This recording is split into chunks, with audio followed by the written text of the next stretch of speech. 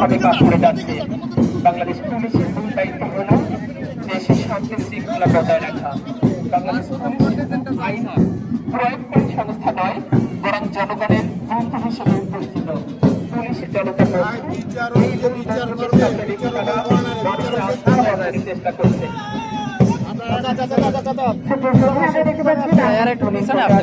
তারা আমাদের অভিবাদন মঞ্চে আমাদের আমন্ত্রিত তাদেরকে সালাম গ্রহণের মাধ্যমে এই পর্যায়ে আমরা দেখতে পাচ্ছি বাংলাদেশ আনসার ও গ্রাম প্রতিরক্ষা বাহিনী অস্ত্র ও গ্রাম প্রতিরক্ষা বাহিনী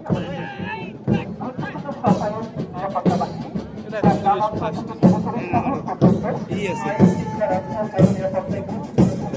এ পর্যায়ে আমরা দেখতে পাচ্ছি এগিয়ে আসছেন জেলা কারাগার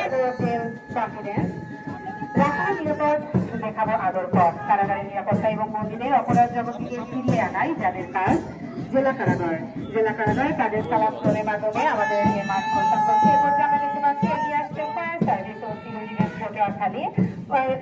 ফায়ার সার্ভিস সেবা সাহস ত্যাগ জনগণের সেবা ও নিরাপত্তার লক্ষ্যে সাহস নিয়ে নিজেদের জীবন ঝুঁকিতে ফেলে আগুন নেভানো ও উদ্ধার করাই যাদের কাজ।